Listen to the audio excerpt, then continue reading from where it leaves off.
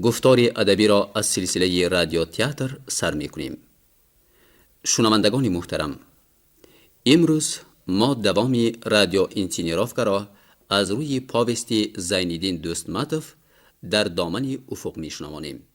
ترجمه ستار تورسون.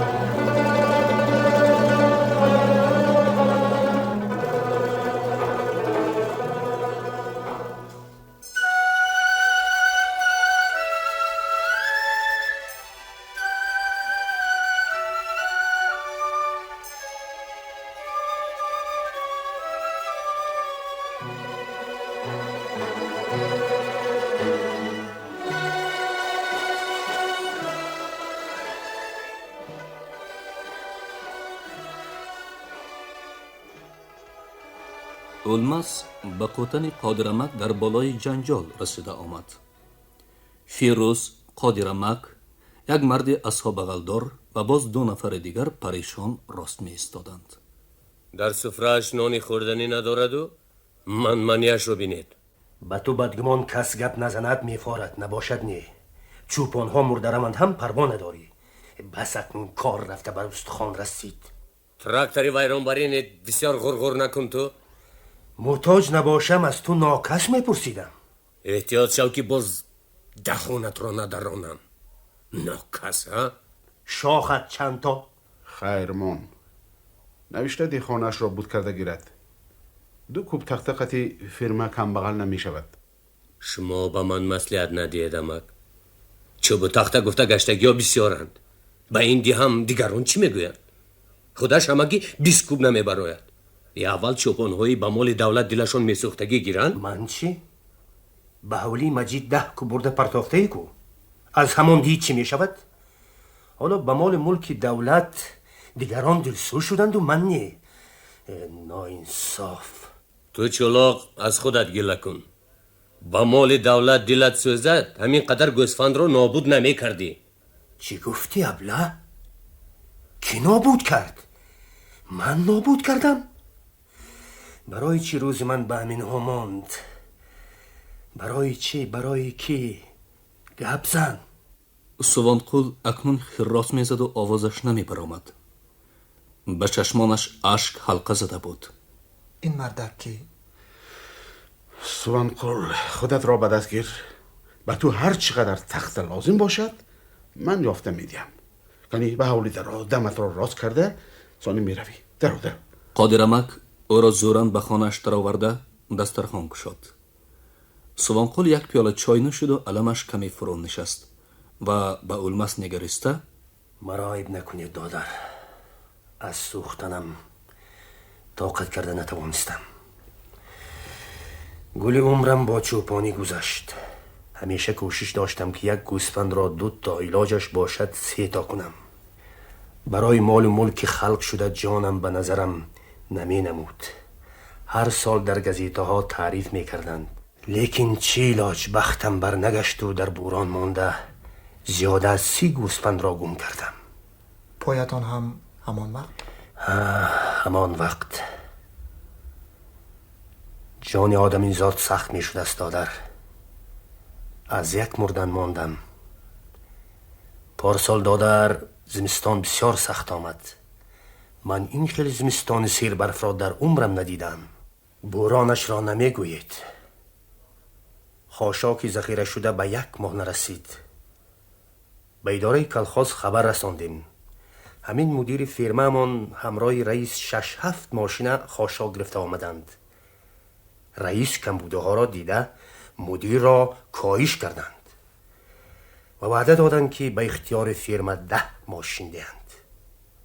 فیروز از نام چوپان ها به رئیس منتداری بیان کرد. ما گمان کردیم که اکنون روزمان به می شود. لیکن وی همراه رئیس رفت و دیگر صورتش را نشان نداد. قریب 1 هفته نه از خودش درک شد و نه از خاشاک. 600 تا گوسفند 2 روز در قوتان خاک لیسیده خواب رفت. بعدش طی کنم گویم برف از زانو بلند. یگان بوتخار هم به نظر نمی رسد. آخر نشد به جانورها رحمم آمد. 5 کیلومتر دورتر یک دره بود. عادتاً برف آنجا کم می شد. گیاهش بسیار. رمه را پیش انداخته رو به همون دره نهادم. در راه جنی همین فیروز مجید را دیدم که سمندش را سوار می آمد. بخیر؟ گفته پرسیدم. از پای زندگی اگر نه در این دشت هر را مردن ممکن. این جانورها را کجا میبرید؟ گفته سوال داد. نیتم را گفتم. وای لحظه حیران شد و گویان به اسبش قمچین زد و رفت. گوسفندان چنان که چراگاه را پزمان باشند با توششان برف را تیله داده جست و خیز کنان پیش می رفتند.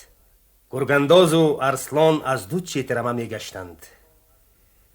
بجای گفتم تیز رسیدیم. خطا نکرده بودم. برف دره کم بود است. گوسفندان برف سبک را تیت کرده گیاه یافته می خوردند. نصف روزی اوضاع هوا ویران شد. اول شمال خنک خیست، بعد بوران آمد.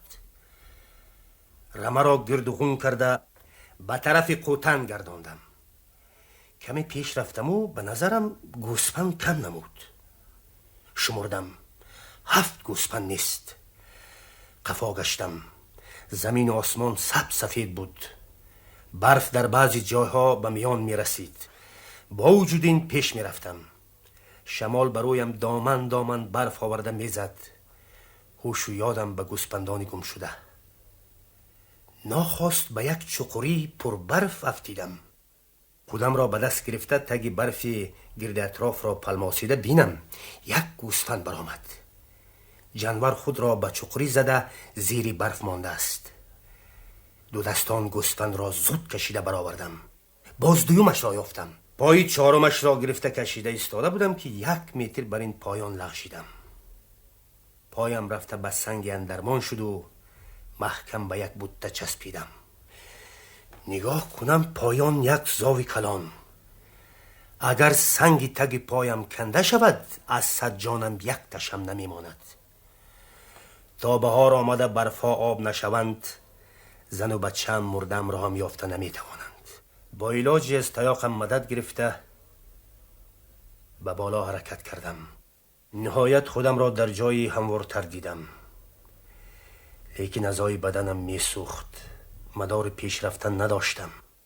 بعد فرصتی همه رگ و پایم را یک کرده برخاستم و گشته تا میانم به برف غوطیدم. ناگاه دیدم که سرابی بر من نزدیک شدنی و سگ‌ها اکنون نمی گذارند. چشمم سیاهی زد.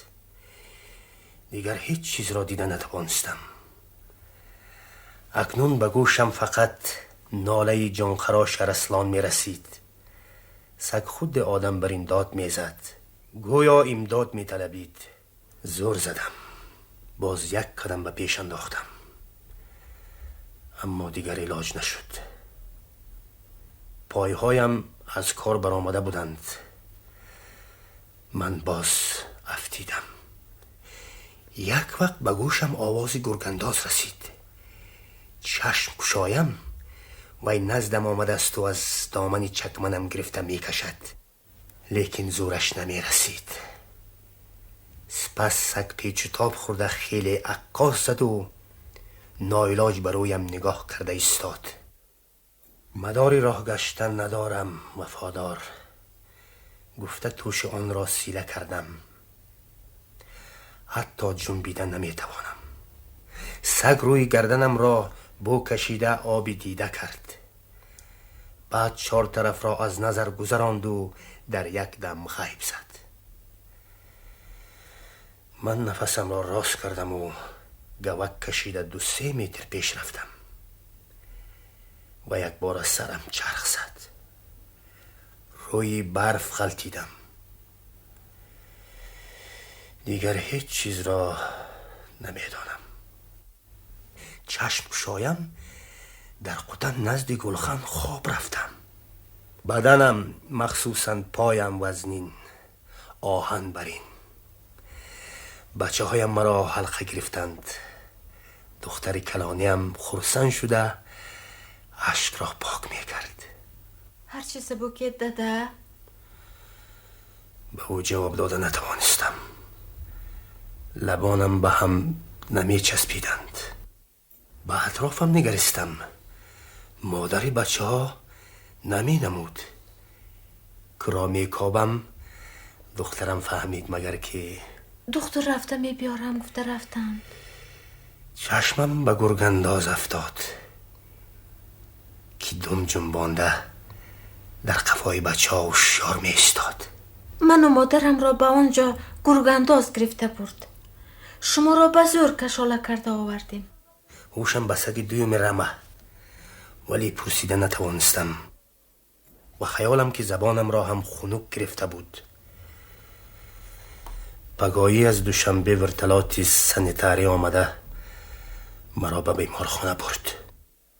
به پایهایم خنکی سخت اثر کرده بود است. دکترها یک پایم را زانو پایان بریدند. همان باز دادر من و عصا بغل. فلاکت را بینیدم. گوسفندان این تگی برف ماندگی چی شدند؟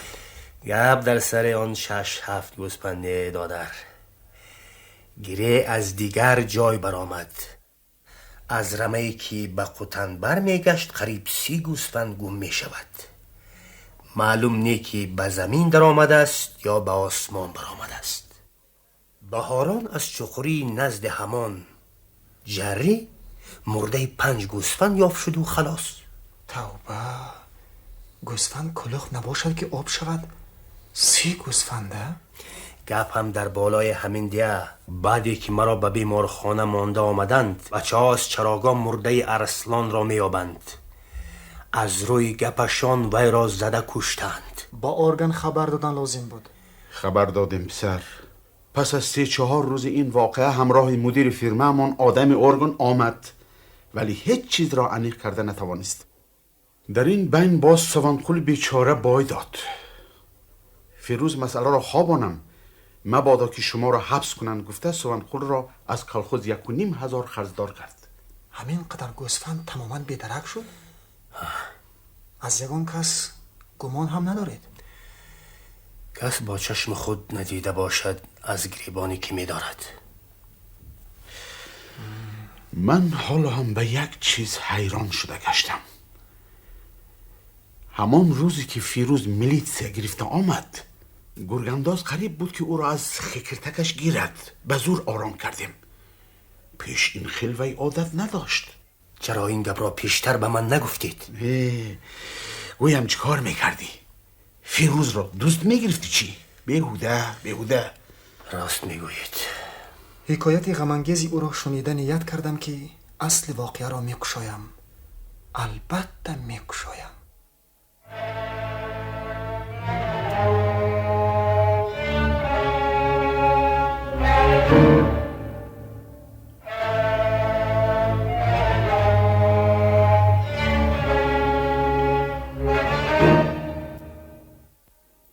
جاوید 3 روز باز اولمس را ندیده بود. عزم کرد که بیگاهی او را گرفته می آید و 3-4 فطیر پزاندنی شده به حولیشان آمد. اما مادرش نبود. به خانه درون نگریست. در روی کت زرنگار خواب رفته بود. از چهرهش نور می بارید. دختر که تا حال همچون خواهرش بود در این لحظه به چشم او بسیار زیبا و از چه باشد که آینده بانوی خانه و درش می تافت. ابروان پیوسته و رخساره های گلگون و بینه نازک و لبان میگون زرنگار به هم عجب متناسب افتاده بودند. جاوید قفا گشت و بیخبر ماند که چایجوش از پیش پایش پریده رفته به لگن کنج خانه زد و زرنگار یک قد پریده بیدار شد. شموید جایی دکا امان کی اومدید؟ حاضر. این خیلی گنده نگاه نکنید. چرا از من شرم میداری زرنگار؟ من به تو نگاه نکرده نمیتوانم. آخر امروز نباشد پگاه. باور کن زرنگار، انا گوش کن که شاعر چی گفته است. تا عمر بود در هوس روی تو باشم، ور خاک شوم خاکی سری کوی تو باشم. چی از داغی فراقت شعله حسرت به جان افتد، چنان آهی کشم از دل که آتش در جهان افتد. بلا چه؟ تو این شعر رو از کجا یاد گرفتی؟ از صدبرگ و این رو با آهن برورده چنان میخواند که صدبرگ خوندن میرفته است. تو هم خواندنی؟ ندونم. شما همه وقت در چراگاه از قفای رمه میگردید، من هم برآمد خواندن روم. از احوال خالم کی خبر میگیرد؟ چی گویم؟ میترسم. از چی میترسی؟ از چی میشد؟ دینگاه میجوشیدم که مدیر فیرمتان اومده بیتور قطی دور و دراز گپ زد. بیتور نامتان رو گرفته از وی احتیاط شدن در کار، بچه شرطی گوی. گپ های در مجلس گفتش رو شنیده بودی کو؟ گفت فیروز باشد. محمد دانوگیش به سری خودش آب میریزد، ریشه وی رو کنده پرتافتن آسان میگوید. اونها مرا ندیدند. وقتی که فیروز میرفت بیتور تعیین کرد که او از آشنای شاعرتان هم احتیاط شود. چی؟ شما در نزد آنها یگان گناه دارید؟ گناه هم همین که کمبودی های فرما رو کشود و روشن برایشان میگویم. من به آنها بدی و بخیلی هم نکردم. زرنگار از این جواب او گویا قناعتمند شده بیرون برآمد.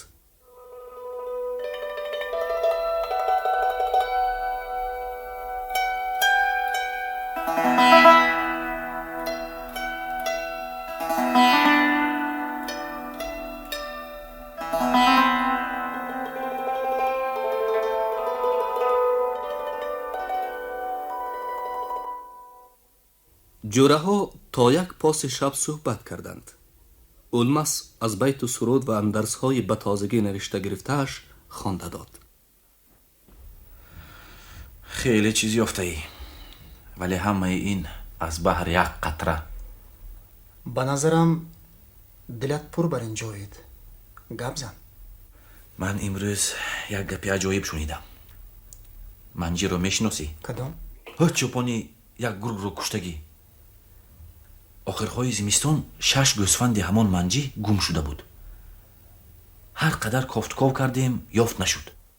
به نزدیکی وی ده نو رفته بوده است، به خانه یک خیشش. از 6 گوسفند گم شده یک تاش رو در همان جا دیده است. نخود وی چه خیل ده نو رفته است؟ گپ هم در سری همین که چه خیل رفته است. خیشش در بین 1 سال به این طرف خانه آمده بوده است. منجی گویا در آمدی گپ از او پرسیده است که چند سوم خریدیتان؟ گوسفندی نغز بوده است. 3 ماه پیش 2 کس یک ماشین گوسفند آورده ارزان فروخته رفتند، گفته از خیشش. بیچاره منجی از کیسه‌اش 300 سوم برآورده به کاسه سوخاز سپریده بود. بالای این فراموش نکن که وی 6 گوسفند را ارزان نرخ کردند، نباشد تورمه میشدی، گفته. فیروز چند وقت گوشی معنی منجی را خورده میگشت. منجی باشد شیرمرد یاردم کرد، گفته از وی خرسند بود. من حیران اولمس. در فرم ما عجایب چیزها روی میدهند و یگان کس به این سر و کار ندارد. کمبودی را گوییم مدیر فرممون صبرش را از دست داده پیچینگ میپرداید. هر کس که در مجلس گپ حق را گوید دشمنش. وی حالا مرا هم بدنام کرده گشته است. من خام کله. در روزهای نو آمدنم نیت داشتم که از خصوصی او یگان عاشق نمیشم. استا که جاوید در بین همان گوسفندانی که آن 2 نفر به دهنه برده فروختند، شاید گوسفندان سوانقل بیروزی هم باشند. نمیدونم. نخود که فرزند آدمی زاد به چنین روزی سخت گرفتار شدن یک بیچاره را دیده و دانسته، به جای یاردم رساندن گوسفندان او را غارت کند. رفت و سوانقل وفات میکرد. ارزش آن گوسفندان بیدرک شده را از کی میگرفتند؟ غم رمه را خورده از یک پایش جدا شده است و باز فیروز بر اینها گستاخی کرده برای او میدوم. حالا من چهره زهیر و اندیشمند سوانقل را به خود تصور کردم.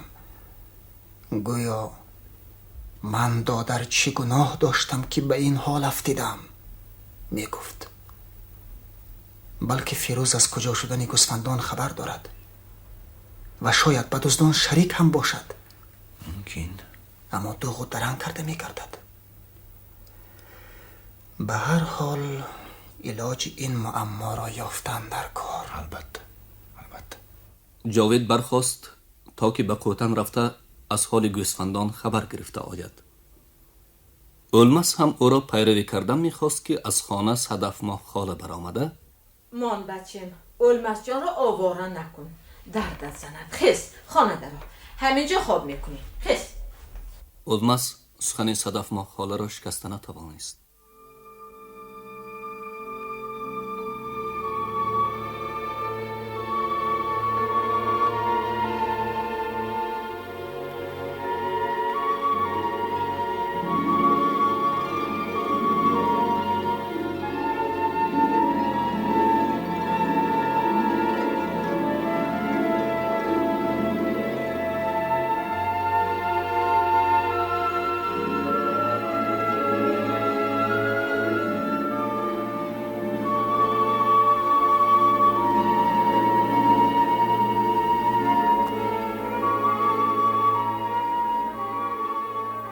پگاهی دست و روی شسته اکنون به سر دسترخوان نشسته بود که زرنگار پیدا شد.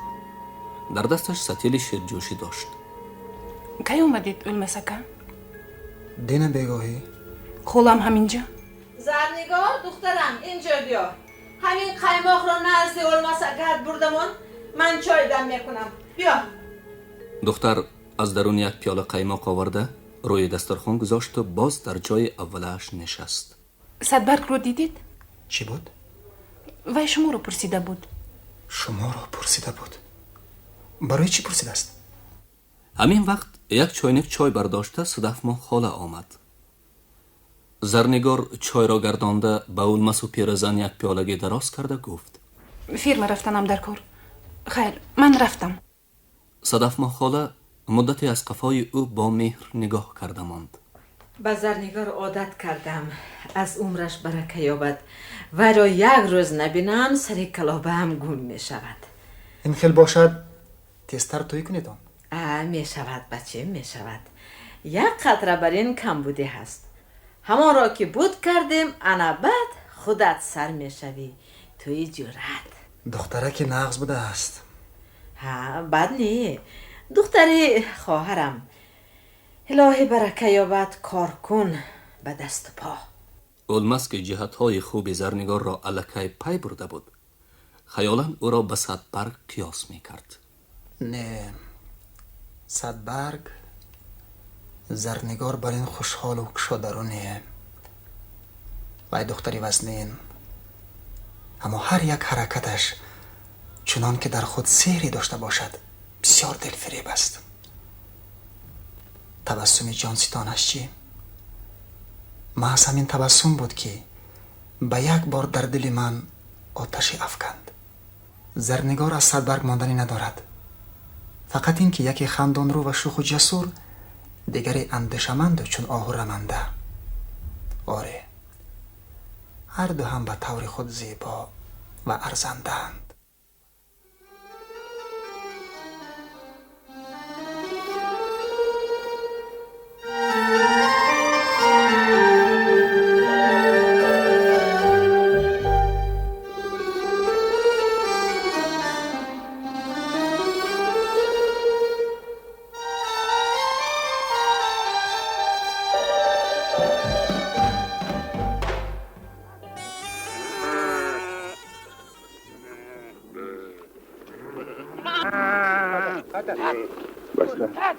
قادرمک گوسفند و بره های سیر شده را به جای سلقین حی کرده خود در جستجوی موضع سیرگیاهی برآمد. هنگامی که به سرگه راه دهنه رسید، فیروز را واخورد که در 60 موتورسیکل حی کرده می آمد. وی چنگ راه را به آسمان برداشته در نزد قادرمک یک باره ایستاد. اسب موسفید رمیده قریب بود که او را از زین چپه کند. اینقدر سراسیمه هست فیروز؟ در این احوال به خون یگان بیچاره ضامن شدنتان ممکن؟ کار بسیار ده امک. گرم چشم رفته ایستادم. چوپانی باز گفته جاوید رما را پرتافته رفته است میگویند. سبب؟ دل نیت مردم این زمان را فهمیدن دشوار. قهرشون در نوک بینیشون. نه فیروز، جاوید این خیل آدم نه. یگان سبب جدی نباشد. سببش این که خانه دار شدنی بوده است. از کلخوز 300 سوم قرض گرفته دیت میگوید کمو کاستش را بود میکرده است. مادامی که در همین کلخوز کار میکند از کی یاردم پرسد؟ آخر کلخوز به جای پدرش هم به جای مادرش هم. امروز اینش این گفته بیاید دیم، پگو ویش وی گفته بیاید دیم و فرمای دولت در 4 روز فترات میشود کن. گپی گفتگی هم همین. دختر نغز میدیده باشد از دست یگان یگیت گرفته گریخته نمی رود تا تیرما منتظر می شود. فرم هم کلخوز هم رفیق مدیر با همین خیلی تا آباد. دلی مردم را به دست گرفته توانی کار البته پیش می رود. نباشد نه. با جاوید معامله بیجا کرده ای. امک با شما گپ فهموندن نمی شود. آن روز طرف سوانقل را گرفتید امروز باشد. دانسته ماند که رفیق مدیر من تمام عمر همراه مردم بودم و در آینده هم یک کم مخاف شدنی نیستم. مردم و من چی؟ من کی گفته گشتم آخر؟ شمایان حالا که بودن فیروز را نمیدانسته اید. من پروکورور بر این آدم را به دست گرفتگی هیچ وقت سخنم را نمیشکند. همان مردمی تو میگفتگی دانستمونن کی. وی خیر خوش را نصیحت کرده با غضب موتورسیکلش را به راه درآورد. قادرمک با حیرت از قفای او نگاه کرده ماند. گپی کس را به دو پول سیاه نمیگیرد این بادی. کارش والگا و موتورسیکل رانی به دمش داده نمیشود. عجب جسور خود دانم. وگرنه یک کلخوز کلان به یکی 2-3 کوب تخته و به دیگری 300-400 سوم داده نمیتواند چی؟ مای سفید صورت جاوید را پیش نظر آورد که شب و روز با دلی پر از آرزوهای شیرین میگشت. قادرمک با پدر او چندین سال همراه چوپانی کرده بود. جان آدم بود رحمتی. جاوید هم پدرش برین کنده با غیرت در گرفته میستد. خوب کرده است که وی به این کار خیر میان بسته است. تا کی مجرد میگردد؟ آخر جوان مرد در عمرش یک دفعه با آرزو و هوس خاندار میشود دختر میگیرد. این طرفش دنیای با امید باشد. ناانصاف.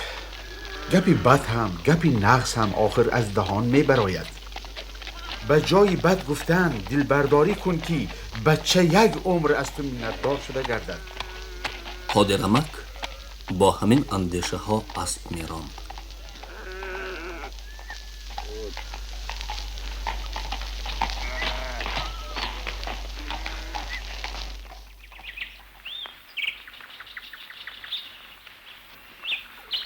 چهار حد باغ از گلهای رنگارنگ مزین بود.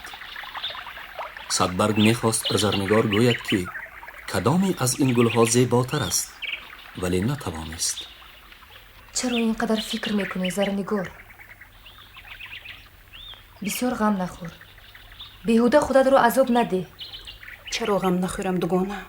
خودت یک فکر کرده بین. خراجاتی بر زیاد چی لازم؟ اگر همین تشویش نمی بود جاویدک هم با اون نامرد رنگشان رو زرد میکردند. این عرف و عادت کهنه کی تمام میشده باشد؟ من باز خویش هستم. بیگانه ها چی کار میکنند؟ پدر و مادرم میگویند که رسم و رسومشان را به جا نآوریم مردم عیب میکنند. یک خواستم این گپ ها چی در کار گویم به آنها، اما باز کجاها را اندیشیدم. پروا نکن، همش میگذرد. آمدم که تو را خبر کنم. میروی؟ نمیدونم مادرم اجازت میداده باشند. مادرت کو اجازت میدهند، لیکن جاوید اکا چی میگفته باشند؟ شرم ندارم. تو فعل وی را میدونی کو؟ به تو حواسم میآید. به تو حواسی هیچ کس نمیآید چی؟ گمان میکنی که من نمیدانم؟ پنهان کردن چی لازم؟ به نزدیکی توی میشده ای؟ توی؟ ها توی. تو رو به مجید نامزد کردن کو؟ برای چی از من پنهان میکنی؟ این گپی کهنه. پدری مجید به پدرم گفته است که همین دخترتون کلان شود ما کلین میکنیم جوره. پدرم حزل‌آمیز چقدر قلیل میدهد گویند کارتو نباشد گفته است و به پدرم دست داده است. همون باز در دهان مردم گپ که مرا گویا به مجید نامزد کردند. این طرفش رو گوش کن. به نزدیکی امتحان سپاری میرفتم که مجید پیش راهم رو گرفت. میدونی چی گفت؟ گل بر این شکفته ای صدبرگ هوشیار شده گرد. برای چی گفته پرسم؟ در خانه بابایت شاعر یگید پیلمیده گشت است کو؟ گفت. از خنده رودکن شدم. وای باشد دهانش رو وا کرده ایستاده است. همون شاید بچه کی بوده است؟ نمیشناسی؟ علمسکه دیه؟ کدام علمس؟ تو ندیده ای؟ بدک پرسی جدا استا شده ای؟ کدام علمس میشود؟ جوره جاوید دیه؟ ها فهمیدم. کدام روز همراه جاویدکه به خانه خالم آمده بود. در بین گپ نامی تو رو به زبان آرم سوپ سرخ شد. برای چی سرخ میشده است؟ ندانم. تو چی گفتی؟ گفتم که صدبرگ شعرهای شما رو اشعله کرده میخواند. همان روز طرف بیگاه باز خانه خالم رفتم. خانهشان رو میگذاشتم که چشمم ناگهان به دو دفتر افتاد. گشوده بینم که هر دویش هم پوری شعر. در یک تا شعر ترانه‌های خلقی نوشته شده بود. دیگرش به خیالم شعرهای خودشون در حق عشق و عاشقی. نفهمیدم که اون شعرها به کی بخشیده شدند. چنان شیرین که همون دفتر رو گرفته بیار یک خونده بینیم کنی؟ بیا خونه میرویم چشم خالم رو خطا کرده گرفته میخونیم. خیر بیا رفتیم.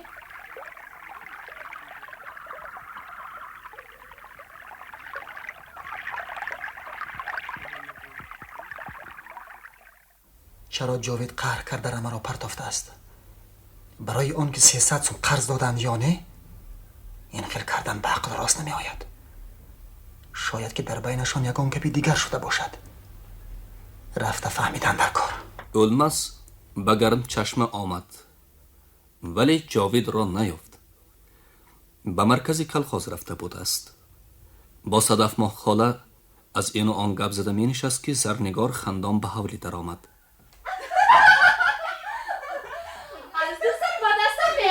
و از قفای او صدبرگ پیدا شد. آمدن گیر دخترم آمدن گیر. کسی بیگانه نیست. آمدن گیر. کنه بیایتون اینجا. خودی صدبرگ رو تماشا کنیم. گور این شوخیت شود بچیم. آخر رفت از پسی دوگانت را مبادا که خفه نشود. تماما کرتش تر شده است. برای همین هم خفه میشد از نیست. خیر رو دلش را یاب کنه رو. جوانی دیگه جوانی عیب نمی کنید. دلشان پوری آتش. اولمس خندیده با اشاره تصدیق سر جنباند. حالا همه هوش و یاد او به صدبرگ می رفت. فکر می کرد که وی امتحانهایش را سپرد و امروز نامه کمال می گیرد. صدف ماه خاله باشد در اندیشه بود که چرا اولمس یک باره جیم شده ماند. 15 روز باز من در چراگاهم. از ایجادیات خلق نمونه های خوب جمع آوردم. به یک کار دیپلمی بیملال می رسد. پس مرا در اینجا باز چی نگاه می دارد؟ چی؟ توبه نفهمیده ماندم که 15 روز چه خیلی گذشت. اولمس باز صدبرگ را پیش نظر آورد. زرنگار کجاست؟ بلکه آنها این دم گفتگو دارند. گفتگوی محرمانه.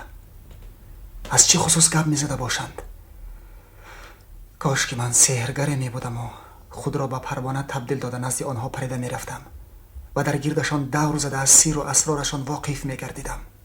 مانده شده بود مگر که اولمس زود خواب رفت. مرا شرمنده کردی زرنگار. حالا صبر کن. در نزد جاوید اکا تو را چنان ایزادی هم که خودت بله گویی. مرا ببخش دوگانه. آخر من از کجا میدونستم که در خانه اولمسکه هست؟ خیر میبینی دیه؟ جون دوگانه مرا میبخشی یونی؟ کنی گوی گپ زن بخشیدی ها؟ او گفتم که من خبر نداشتم. бо вуҷудин аз гуноҳам гузар ба ҳаққи ҳамон йигит. ба ҳар ҳол донистамон ки ман аз ту хафа. чаро механдӣ? мо шерхонӣ омада будему. он дафтарро чӣ хел мегирем? худаш дар хона будааст. то ҳамин ҷоист, ман ҳозир мебиёям. садбарг бо зарнигор дар як ҷо таваллуд ёфта дар як ҷо калон шудааст. фақат ин ки зарнигор аз ӯ 1 сол калон. вай мактабро порсол тамом карда буд. имсо ба факултети зоотехникии институти хоҷагии қишлоқ ғоибона дохил шуданӣ. ҷовид гуфтааст ки худам ҳам ҳамроҳат рафта ёрдам медиҳам. чӣ хел ҷуфти хушбахт. ман чӣ? оё падарам розӣ мешаванд ки ман ҳам ба хондан равам?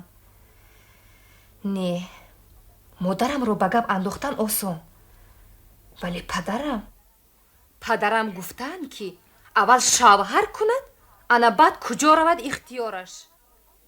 не, ман ҳаргиз ба маҷид намерасам. аз рӯи гап ба падарам аллакай 10 та гӯсфанд ҳам додааст. не, туш бераро хом шумурдаед. ҳа? соҳиби дафтарро фикр мекунӣ чӣ? ту дар он дор будаӣ. бисёр чизҳоро аз ман пинҳон дошта мегаштаӣ. чиро пинҳон медоштам? чиро? мани нигоҳ кун, фақат туро навиштааст. не, кани бинам чӣ навиштааст? аввал гӯй, маро бахшӣ ё не? хайр шуд. акнун ту чӣ гуноҳ кардӣ ки ман бахшам?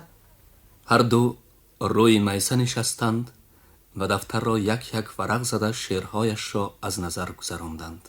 гуфтам ку туро навиштааст. акнун бовар кардӣ? не агар ҳоло ҳам боварият наояд, худат боз як бор хонда бин. ман дафтарро ба даст гирифтам. ҳар як мисраи он шеър чунон ки оташ бошад гармӣ мебахшид. садбарг, ҳа? ту зебоӣ. агар ман мардбача мешудам, медонӣ чӣ кор мекардам? хайр, кани шунаве? туро ба ҳеҷ кас намедодам. аз они худ мекардам. ман розӣ набошам чӣ? падару модаратро ба даст мегирифтам. маҷид барина? ёфтӣ? не, зарнигор, ман ба вай намерасам.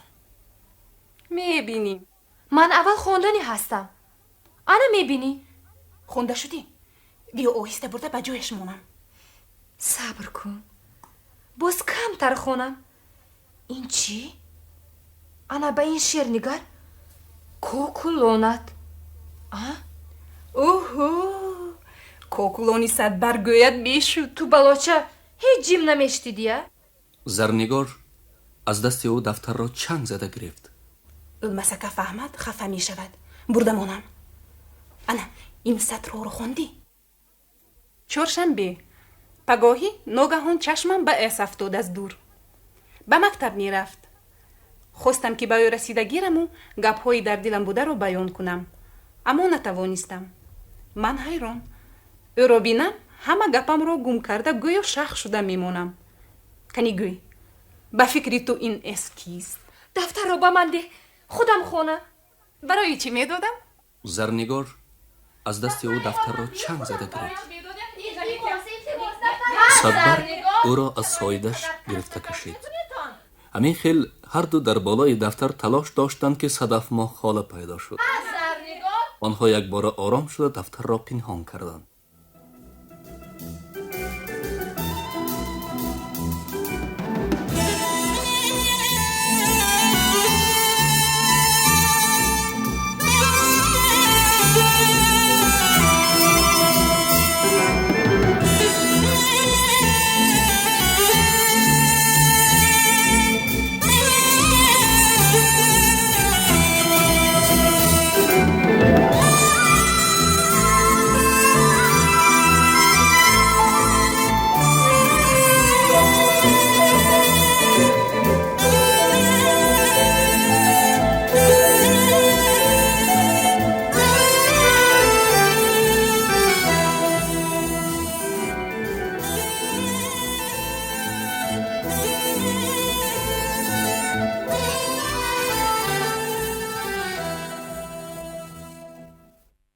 шафёр ба чарогоҳи тобистона мерафт.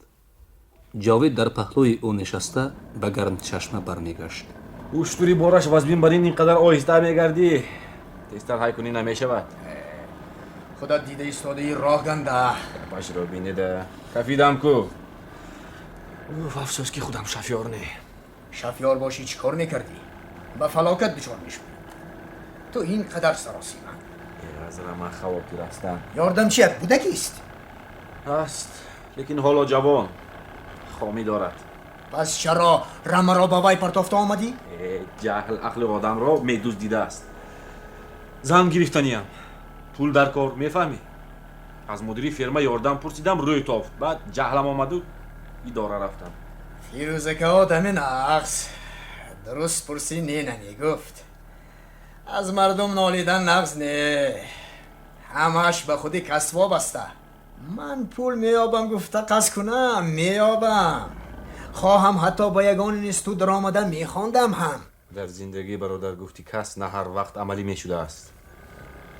جاوید از تل و تپه هایی که در دو بری راه طول کشیده بودند چشم نکنده به خیال رفت و بر علا آواز پدرش را شنید که می گفت پسرم، تو اکنون پشتی پناه آیله‌مان. از کودکیت به تو همراه رما در چراگاه گشتن را یاد دادم. هستی و بلندی نمیدانستگیت نماند. تو اکنون کسب مرا دوام میدهی. کسی که چارواداری میکند پسرم خوار نمیشود، لیکن قوت و غیرتت را دریغ ندار. پسرم، جانورها را نغز بین، حرام گلو نباش، به حرام هم نزدیک نشو. پسرم. و جاوید از روی وصیت پدر صنف 8 را تمام کرد و به چراگاه برآمد. همان باز وی چوپان. میدانی میرکمال، اگر من صنف 10 را تمام کرده به اینستیتوت داخل میشدم حالا دیپلم میگرفتم. اولمس الکه کورسی 4 اونیورسیتت را تمام کرده آمد. اولمس کی؟ دوستی نزدیک، جان آدم. در گازیتا و ژورنال ها تیز شعر و مقاله هایش برآمده می ایستد.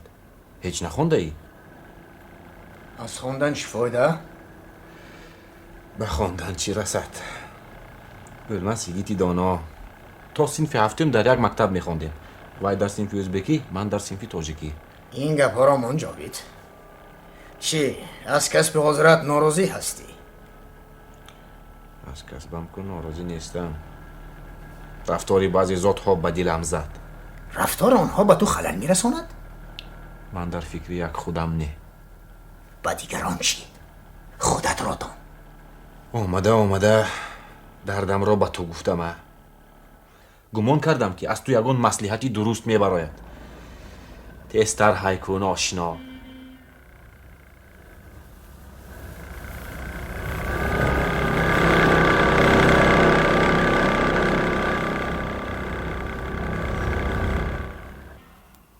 هنگامی که وی به حوله‌اشان در آمد اولمس خواب بود.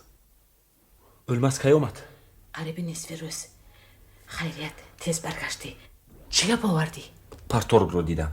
عریضه‌ام رو گرفته ماند. یاردم میکنیم با تویت خودم سر میشوم گفت. برکه یابد. میگویند که وی بسیار آدمی نقص. باید نبوده گیبریم. بوغالتر رو جیغ زده گفت که شرم نکن. باز یگان کمبودی باشد گوی با جون دیل یاری میدهیم. لوح دور فرزندانش را بیند. من اکنون روم آچه. رحمت در چه حال باشد؟ اولمس را ندیده میروی؟ به تو گپش بوده که بریم. جاوید بیرون برآمده نزد صوفه تگ چنار رفت که اولمس در آنجا خواب میکرد. کی آمدی؟ نفهمیده ماندم. تو رو بی‌ضابطه کردن نخواستم. چی گپ جاوید؟ تینجی؟ چراگاه روم نیستی؟ تشویشی دنیا دیا دوستم. غیر خفه نشو. یک توی باشد علاج کرده خودمان میگذرانیم. رحمت از خودت گپ زن. زیق نشدی؟ کارت چی تو؟ کار بد نه جاوید. جاوید میدونی تقدیر همین سوانقلکه از روزی که وی رو دیدم مرا آرام نمیگذارد. صورتش همه وقت در پیش نظرم. به وی رحمی کس می آید. همین قدر گوسفند آخر کجا شده باشد؟ کجا شد؟ ما چوپان ها تا حال در این باره فکر نکرده ایم. گوسفندانی منجی کجا شد؟ агар гурд мебурд ҳеҷ набошад устухонҳояш ёфт мешуд ку. неҷӯра гап дар дигар ҷой будагист. ҳозир маро як чиз ба шубҳа андохт. манҷи ака аз деҳнав чӣ хабар оварданашро ман ба ту гуфта будам. имрӯз ба мошини як шофер савор шуда омадам. кори чарогоҳ лаб задаасту вай мегӯяд ки 4 соат боз наистода роҳ тай мекунад. напурсиде ки аз куҷо меояд? не, пурсидан қати вай ҳаққи гапро албатта намегуфт. гашти рӯз боди сабуке вазид. улмас сиёҳтуруғро ки ба алаф баста буданд зин зада савор шуд. асп як шиҳа заду ба юрға даромад. улмас нав гармчашмро гузашта буд ки аз рӯбарӯяш Садбарг баромад.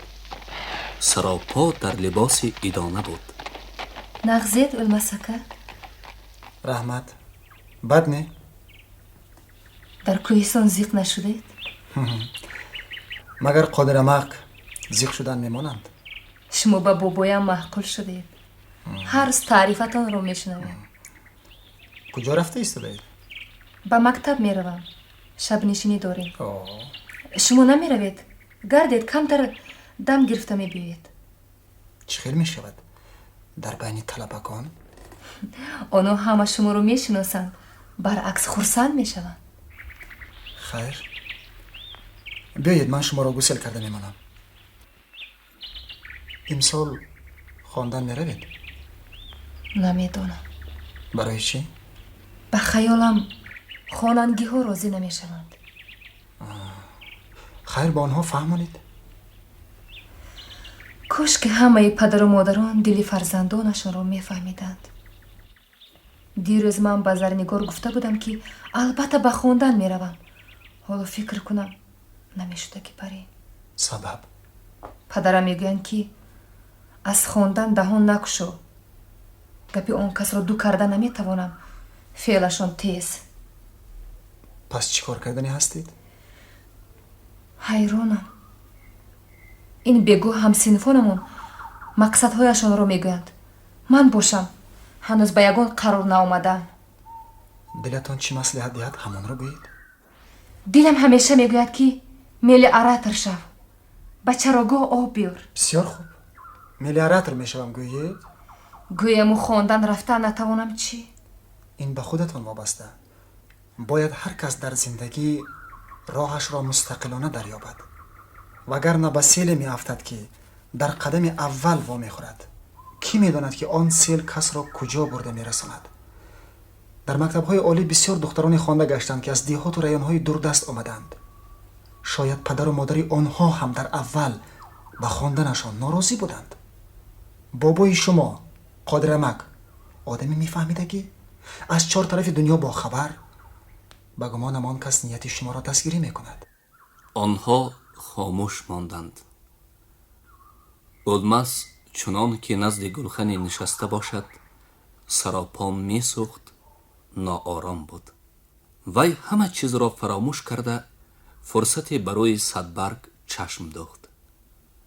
Садбарг сурх шуда сархам кард ва як даста милаи ӯ ба сари синааш лағжид. улмас нӯги лаҷонро ба бозуяш андохта он милаҳои духтарро ба даст гирифт.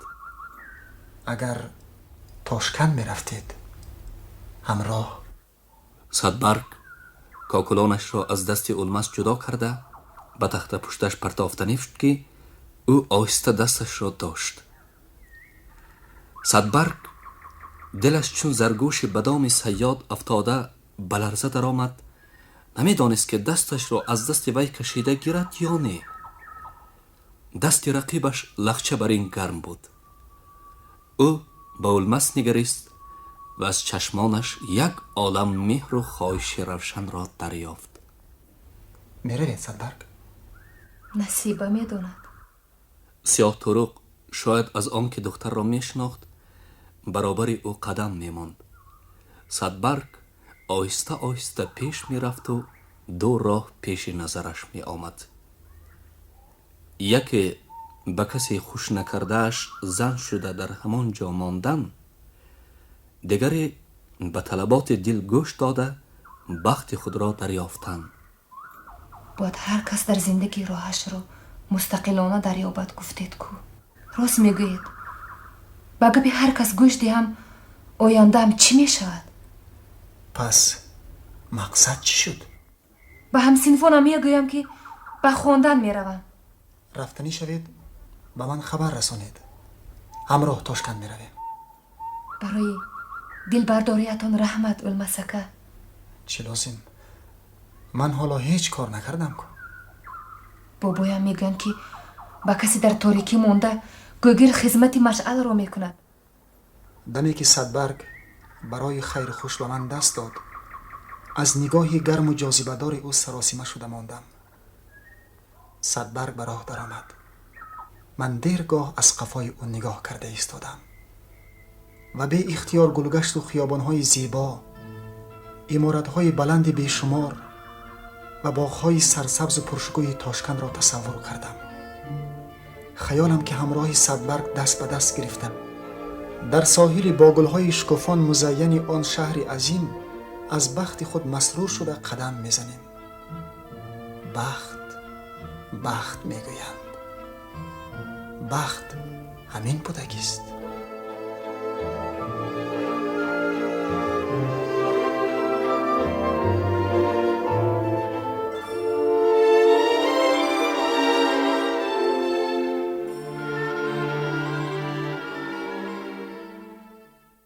جاوید میرکمال شفیار را تاب دل مهمانداری کرد.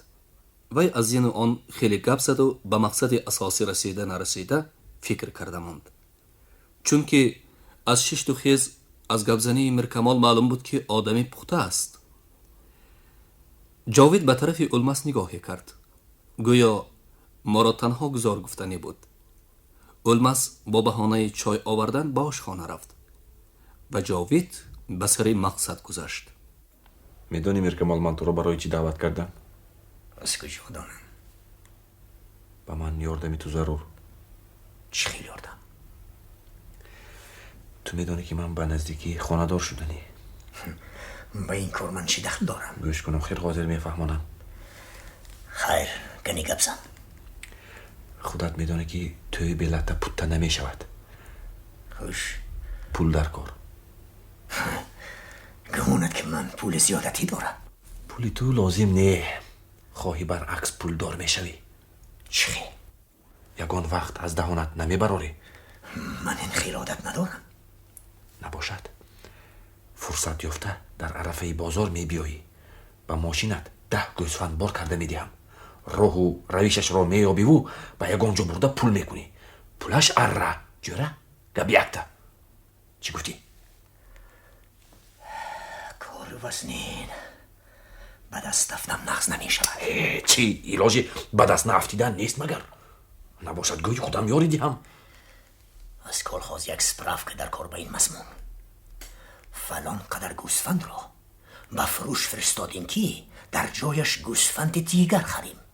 رفت و بازارخانه و میلیسیا چون چرا گوید من بی ملال سپراف را نشان میدهم. تو میفهمی چی گفته ایستاده امیر کمال؟ هم دزدی کنم و هم کارم رو با پراولینی کالخاز فهمانم.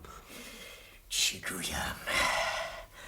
اگر دل فیروزه را یافته توانی در دست وی از این خیل کاغذ مهردار بسیار یک تاش را گیری 10 تنه 15 گوسفند باشد هم سرشته کردن می بیایم. شتر سفید دیدی؟ نه. تو میخوایی که این دزدی رو مدیر فرما هم فهمد؟ های امیر کمال مرا با خدا روبرو کنو با فیروزه کنی. به این هم وی مرا بد میبیند. از دستت آید خودت آهسته که گپ زن. اما زینهار به زینهار نامی مرا نگیر. خانه هم میسوزده خودت هم از 200-300 سومی مفت بی نصیب میمونی. خوش چی گفتی؟ میرکمال خیلی وقت دو دیله شده نشست. اکنون لب گشاده چیزی گفتنی بود که خیالش کسی پیچی راست زد. او سر برگرفت و به قفا نگریست. سفید دار یک لحظه بدنش را لرزه گرفت و با کنجکاوی به جاوید چشم پرتافت. وی مژده نزده به دهانش نگریست. نگاه التجا آمیز جاوید به خاطر او گپی فیروز را آورد. جاوید خانه‌دار شدنی بوده است. پول پرسید، ندادم. تا زاری نکند نمیتیم.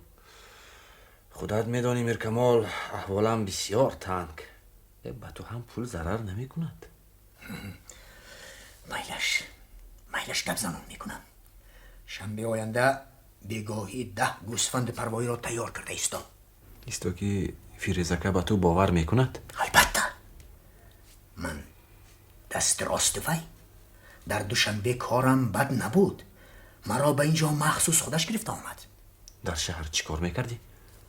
شافیار انبار مالهای صنعتی بودم.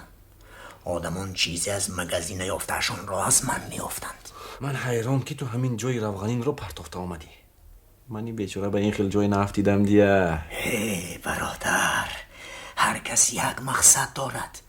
غمی من ماشین، میفهمی؟ ماشین. فیروزه که وعده داد که 2 سال همراهش کار کنم ماشین گرفته میدهد. در شهر ماشین گیری دشوار، ریان بر این نی.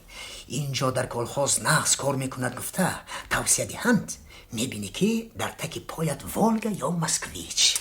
بلا بدهیلی قلت ازن به طاله من تو را خودی خدا فرستاد. ای میرکمال به مراد و مقصدت رس. از بالای شالی کرمک هم آب میخیرده. در واقع تو فیروز اکاقتی چه خیل شناس شدی؟ از این خصوص گپ نزن آشنا. هر کس هم موافق خودش یک سر و اسرار دارد. قایل من گلی گید بوده ای میرکمال. فیروزکت را بیهوده به خودش نزدیک نگرفته بوده است. به این صحبتمان یک کنیکی 5 ستاره نمیرسیده از دیگه. بله. میرکمال رفت. اولماس آمده از پهلوی جاوید نشست. نفسی بعدش آرام نداشته بریم. تخمینت راست برآمد چی؟ ها نگویی یک بار از 40 گوشی دیگه گرفتنی وای حرام خور. لیکن در این کار سراسمگی نشاید جاوید. وگرنه چیکار کنیم؟ مثلا با قادرمک مصلحت انداختن در کار. آن کس آدمی از 4 طرف دنیا با خبر. ادرسی همان خیش منجی را هم گرفته مانیم ضرر نمی کند. ادرسش را چیکار میکنی؟ لازم شود یگان تمان رفته او را میابیم. من گفتم و تو شنیدی. انا میبینی با این بیوجدان ها خودی فیروز سرداری میکند. وای لعنتی از آر و ناموس خبر ندارد. کیرم برین کیرمی سبیل به میوه رسد. وای ناصیرم آهسته فرما را خورده ایستاده است. کثافتش به چوپان ها میزند. دیر سوانقلی به مال دولت جان فدا را افتانده باشد پگاه از بندی پای من میگیرد. سوانقلکت چی گناه داشت؟ فیروز چند بار با وی گفته بود که 3-4 گوسفنده. وی نداد. گناهش همین. شرم نکرده این سال از من هم پرسید. همهش به حساب گفتم. پروا نکن حسابش رو خودم میابم میگوید رو با. فیروز از مردمی انایی نبود. تا تگ گپ را نفهمید بلانک مهردار سپراوکانویسی را نداد. وی نام جاوید را شنیده اول به شبهه افتاد و میرکمال را کاهش کرد. به حق خدا که نام شما را به دهان نگرفتم فیروزگه. خانه‌دار شدنی بوده است. اقلا ماشینت قطعی یگان جا برده پرتا گفته خوب زاری کرد. باز مدیر فیرم همون نفهمد میگوید شما بسیار میترسیده است فیروزگه. خیر گپ را غاز ندید. شبان ها میگوین که گوسفند وی فربیه. کمش 120 سومی میفروشم. کارتا نباشد از من 40-50 سوم میگیرد هم شکرانه میکند. ماندگیش چی اندیشه دارید فیروزگه؟ مبادا که جاوید یگان نغمه داشته باشه. اینش البته انیق است که حاضر و ناچار 2 پایش در یک موزه برایش چرم گرفته پول پرسیده بود. ندادم. قهر کرده رمه را پرتافته رفت. با وجود این لطش به آب افتیده گشته آمد. حالا با او پول آب و هوا برین ضرور. نمیداند که قرض گفته به کدام در سرخلاند. بله برای همین هم مجبور شده است که حتی از دزدی رو نگرداند. اکنون فرصتش رسید. من این بچه هوابلند رو بدام افتونده زبانش رو کوتاه کرده گیرم. درست. بلانکه اسپرافکا رو به میر کمال دادن در کار. البته میدید ولی امضا نمیکنم. هرگز. رفت و یگان که برایت هم کی اثبات کرده میتواند که اسپرافکا رو فیروز سردار افتاده است؟ درست. درست اگر. او به خانه در آمده یک تا بلنگ گرفته برآمد. این رو خودش پر کرده به جای رئیس امضا ماند. که رفتن در کار؟ شنبه آینده بیگاهی. بسیار خوب. تمام کنم. با دستم افتیدی بچه. یک گپم رو دکنه روزت رو بین. بعدی که میر کمال گوسفند رو با ماشین بر کرده رفت، من پگاهی با کتنی جاوید کمیسیه رو جیغ میزنم. میبینن که یک چند گوسفند نمیرسد. در رو عقد میمونند و با سود میدیم گفته با او دوغ میزنم. یاردم دید فیروزکه توی هم در نیمی راه نماند گویان التجا میکند. در بین خلایق شرمنده نشوم گفته التماسکه این کار رو خوابونید. از دست شما آخر هر کار میبیاید کو از گناه هم گذرید. تا حال بعضن گپتان رو نمیگرفتم. مرا شیطان از راه زده بوده است. با این طرفش من تا مردنم خدمت شما رو میکنم. هیچ وقت از گپتان نمیبرایم. یاردم دید اکا. یاردم دید اکا گویان با داد میدراید. نهایت وای زور میگیرید. انا بعد من خودم رو آدمی راه دل گرفته میگویم که مایلاش بوی این کار رو نمیبراریم. با کمیسی هم میگویم که خیر مونید بیچاره در بالای توی بوده است. کم آمدش رو بدتر برابر میکنیم. لیکن من بدتر او رو حمد میکنم که پول گوسفندانی وقتی حساب کم آمده رو 2 برابر کرده میرایانم. درست. همین طور با یک تیر 2 نشان میزنم. اول اینکه با چوپان دلش سوخت میگویند مردم. ثانیاً فهمیده میمونند که فیروز با تاراجگران مال و ملک کلخاز رحم و شفقت نمیکند. درست. فیروز سیگارت را به تگ پایش پرتافته مژخ کرد و به میر کمال که همچنان راست می ایستاد نباشد گپ همین. خوش. چیزهای من گفتگی را شبانه گرفته به راه میبرایی. خوش. با یگان کس دهان نگشا. اکا خاطر جمع باشید. من کودک نیکو برای آن وعده‌تان هر کاری فرمایید میکنم اکا جان. پروا نکن. به نزدیکی می آمده است. رئیسی صادقتی گپ زنان کرده ماندم. باز ولگا را سوار شده روبای مرا پرتافته نروی میگویم. من تا مردن در خدمت شما که من اکنون جواب دهید رفته در ماشین خواب میکنم. خیر بیا. اول ستگی زنیم بعد میروی. ننوشیدن بهتر اکا. راهی که را خودتان میدانید. بالای این میگوید که شبانه برا. خیر این تو باشد راه سفید. بیگاه شنبه فیروز به اداره کلخاز رفته عرض کرد که اگر پگاه در فرم تفتیش سر کنیم یک دزدی کلان کشاده می شود. او یک پایه ایستاده گپش را به رئیس معقول کرد و رئیس از کمیسه تفتیش به یک نفر فرمود که همراه وی به فرم رود. هنوز صبح ندمیده در قوطن حاضر شدن فیروز و اعضای کمیسیه جاوید را به تعجب نگذاشت. آنها به گوسفند شماری سر کردند. همه‌اش جا به جا. فیروز به چشمان خود باور نکرده با 3 مراتب شمرده برآمد. حتی 6 سر زیاد.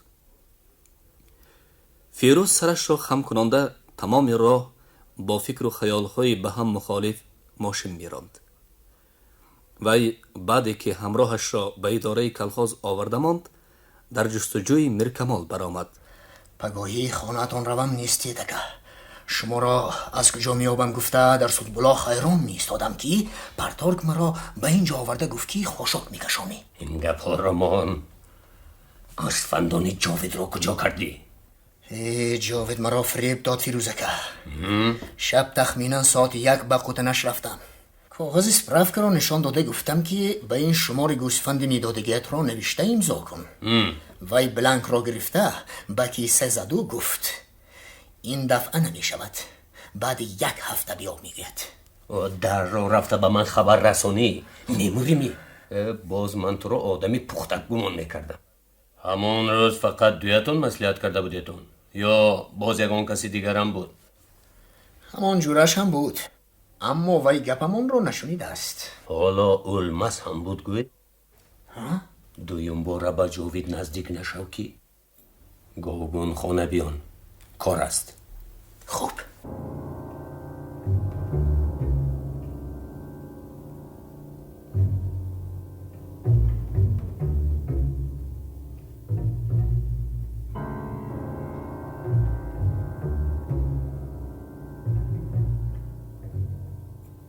گشت روز اولمس موافق وعده به صدبرگ دادهش به باغ سفیدداران رفت. گرما آهسته آهسته از دمش می گشت.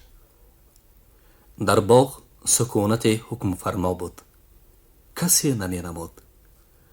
روی برگ‌های سفیدداران سر به فلک انوار مهین آفتاب به هر رنگ بازی می کرد. عجبا، هر قدری که در آنتر باغ می روم همان قدر هیجان زورتر می شود. صدبرگ از کدام طرف می آمده باشد؟ چرا وی به اینجا جیغ زد؟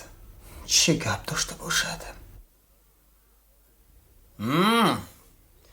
شاعری گیت در اینجا چی کار میکنید؟ هم تو تماشا. همش را تماشا کن، همش را. یگان چیز نماند.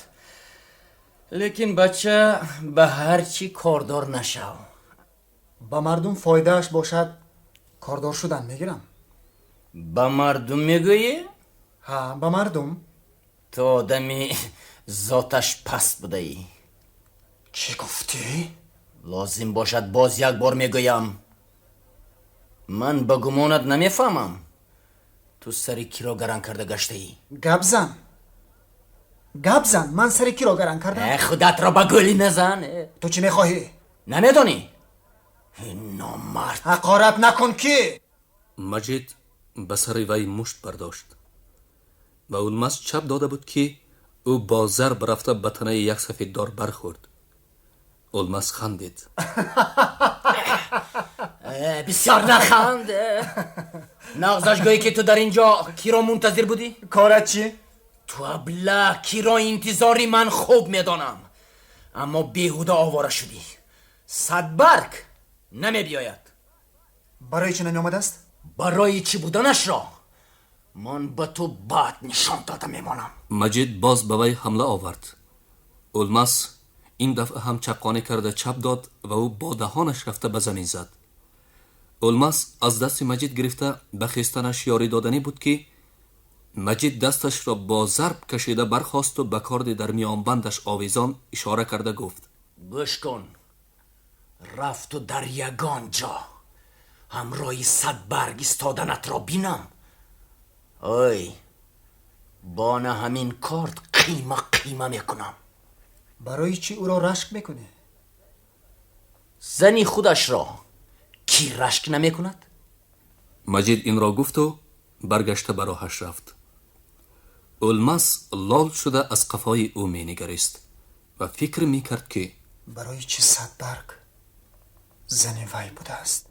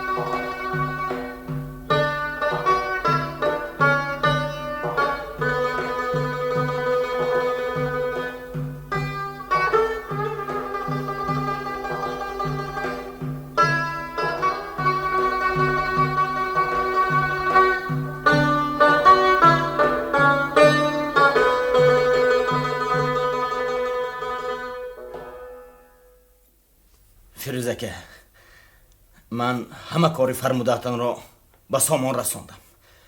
اکنون التماسی مرا به جا آورید. کدام التماست رو؟ 100 برگ. مسئله ماشین باشد بدتر. مغمبیره. کدام روز من او را در مکتب دیده بودم. خوش. شب نشینی داشتن. خودشم به دختر گفتن نیارزد. یک دست گل برین چنان شکفت است که راست میگوی جیم. تیزتر حرکت کردن در کار. پگاه بگاهی همه کارتان را مانید و اینو وی گرفته خانه اشان روید. روزی توی را انیخ کرده بیایید. تو نکنیم دختر را از دست داده ماندنت ممکن. برای چی؟ تو حالا نشنیده ای؟ نه. میگویند که جوره جاوید سری 100 برگ رو گرن کرده گشته است. مردم نه یک بار و 2 بار واخوردن اونها را دیده بودند. خود اینیه؟ چه؟ من به تو دروغ میگویم می. وای میوه رسیدگی برین. همین خیل دهانت را کشاده هل گردی یگانتش پیش دستی کرده میخورد و میماند ده. حاضر زمان دیگر شدگی جیان. من به تو گویم او را در یکان جای خلوت داشته این تو بوسه کردن در کار. باز نرمتر میشود ده. نشونیدم نگوی جیان. دختران این زمانه جوانی جسور را دوست میدارن. جوان مرد باید که آتش برین در گرفته ایستد.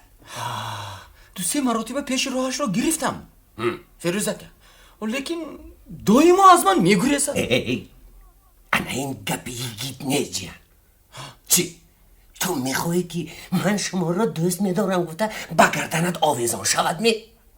این کاری وای نه، این کاری تو. هوشیار باش.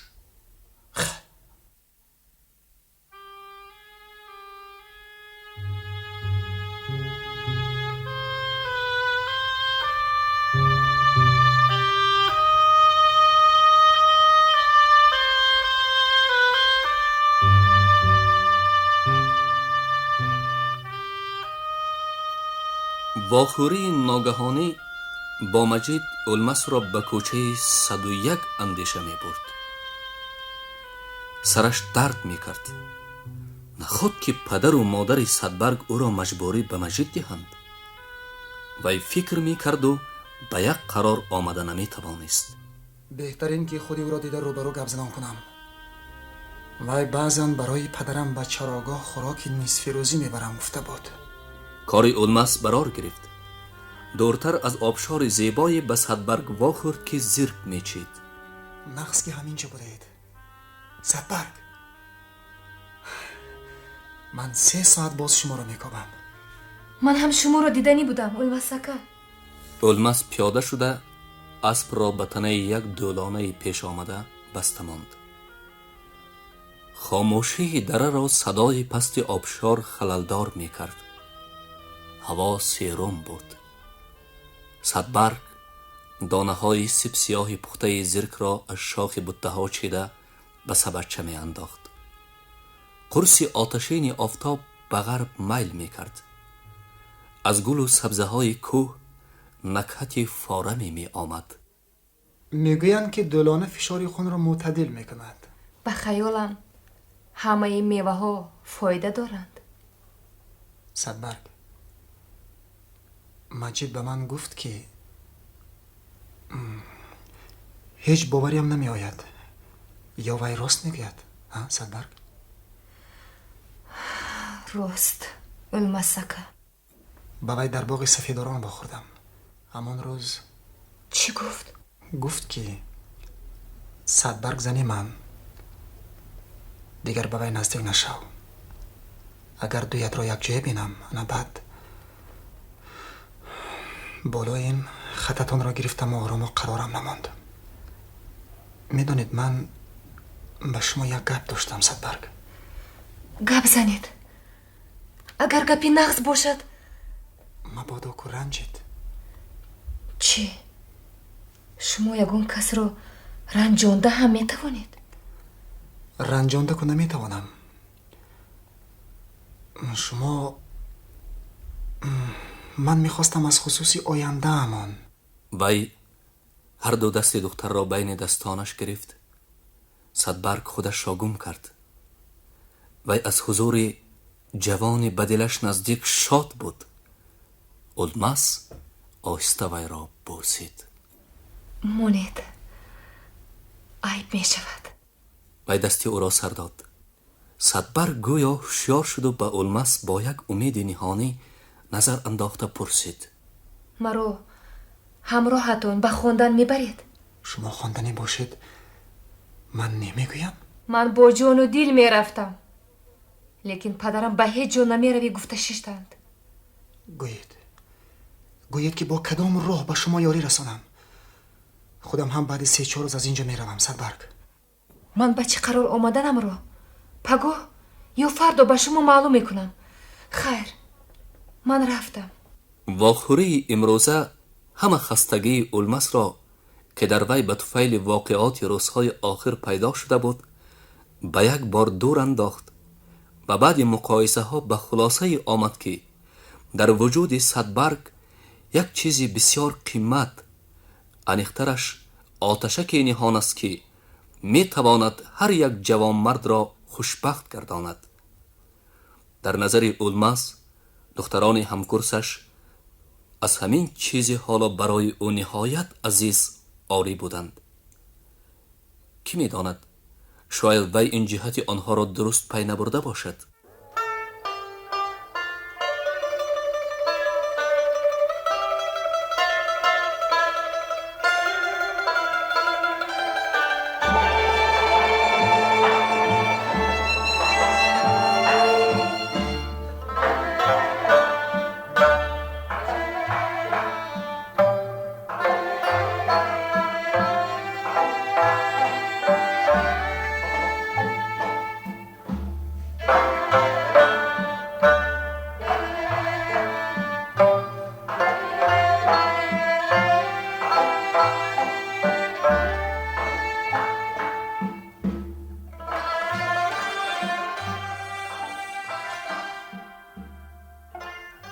هنگامی که قادرمک روز را بیگاه کرده رمه‌اش را به قوتن آورد، جاوید و الماس آمدند.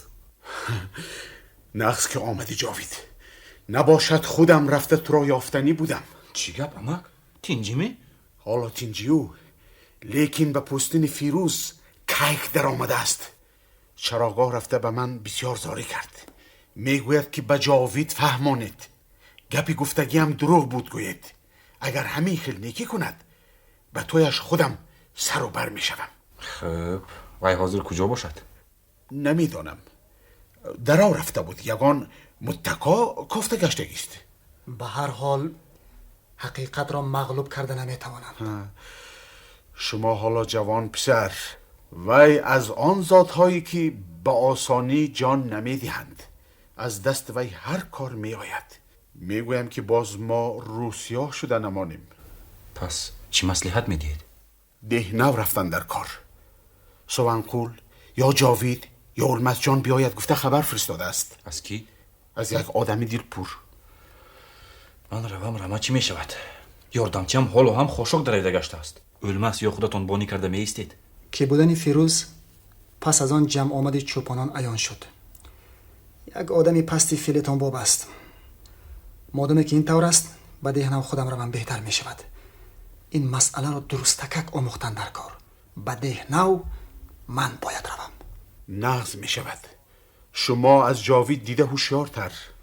همین زیل ما 10-12 دقیقه گفتگو کرده من قرار دادم که امشب در گرم چشمه در خانه جاوید اینو خواب میکنم.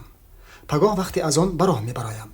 در راه گرم چشمه ناگهان خط صدبرگ به یادم آمد و آن را از کیسه برآورده باز یک بار چشم دواندم.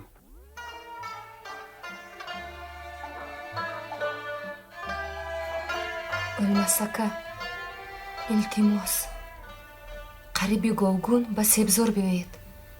گپی ضرور دارم. با احترام سه.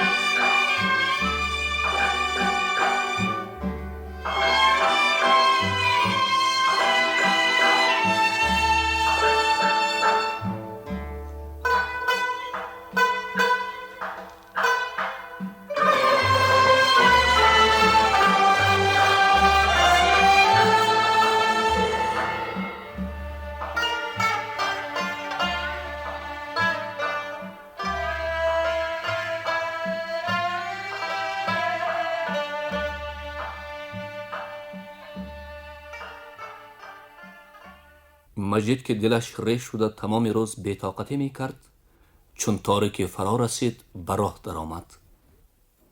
فیروزه که راست میگوید. منی احمق ناموس دارم یا نه؟ راست میگوید، راست. نه، من 100 برگ را به وی نمیدهم. در کار باشد وی را نیست میکنم. او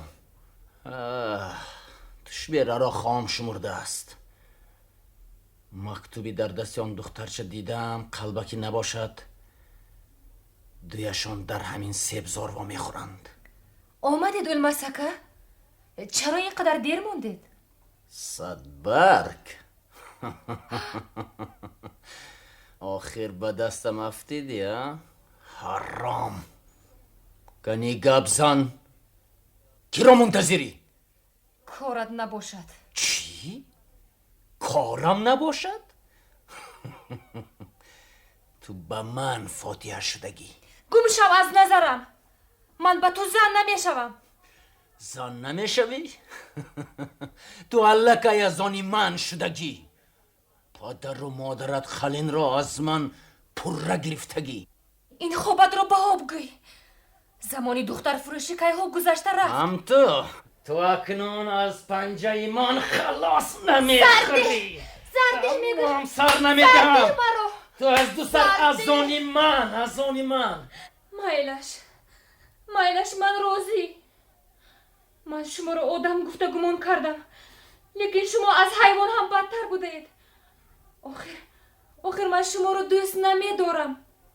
التماس هم خودتون را هم مرا عذاب ندهید. بیهوده جان نکن. تو از دو سر از آنی من. نچسبید. داد گفته مردم را جیغ میزنم. نچسبید. به من چی؟ خودت را شرمنده میکنی. مجید سخت نفس گرفته او را بوسید و در تب گوشش یک شپاتی خورد و بدتر چسبید. 100 برگ هم پس آمده این دفع اثر و رویش را خراشید. اولمس در راهی که آن را گذشته به سبزار می رفت، از دور 2 سراب را دید و تا که آنها به گمان نروند زود پس گشت و قرار داد که دور زده با راه دیگر می رود. همین که به سبزار رسید به گوشش ارنگ یک آواز رسید. او تازه به مابین سبزار رسید و چشمش به مجید افتید که 100 برگ را تعقیب می کرد. وی گرم شد و در همین حال به منه مجید یک مشتی به ضربه فرو آورد. از چشمان مجید گویا آتشک پرید. وی دست بر رویش برده دست برداشتی نامرد. وای داد جاری نهاد جاری. روید از اینجا زودتر روید. نه المسکه. این حیوان از اصل هر کار میآید. التماس از اینجا روید. تستر بگه با کلاچه میمونید. روید. من پگاهی ده نمیروم. 100 برگ روید از اینجا. کی میبیاید؟ بعد 4-5 روز. روید 100 برگ زودتر روید. 100 برگ با دل ناخواهم رفت. مجید باشد چشم اولمس را خطا کرده به او کارت کشید.